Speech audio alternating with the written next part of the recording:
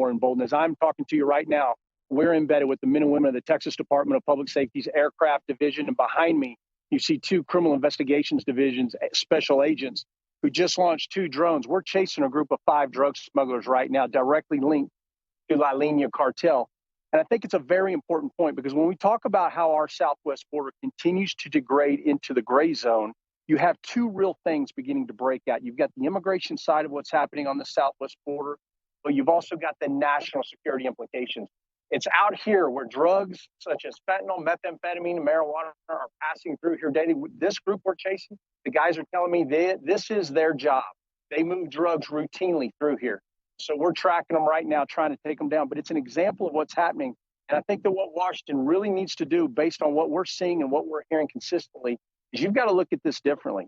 As this border is degrading and we continue to worry about Title 42 and what's happening, we've got to take a look at what's happening at the national security implications and how Americans across this country are being impacted. Because as we're chasing these drug smugglers, Bob, they just dropped their load on the southern side over here. So the goal here is to capture them, get them to tell us exactly where they placed it before it gets picked up by someone else. But it's an example of what's happening on the ground and how what happens here directly impacts Americans across this country. Hey, Jason, we're showing some footage of when you were in the helicopter a little earlier. What are the agents able to do from the air, from the helicopter, that you can't do on the ground? It's a great question. Make up ground. We're in Big Bend.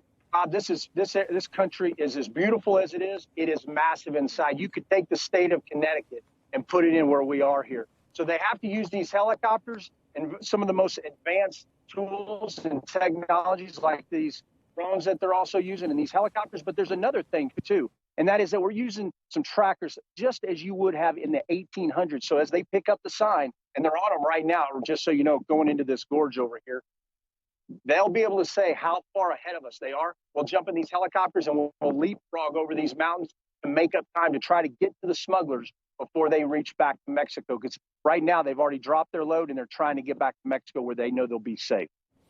All right. Thank you very much, Jason. You've been out there doing yeoman's work, and we appreciate you bringing us up to date. You have the knowledge, the experience along there, and we appreciate your setup.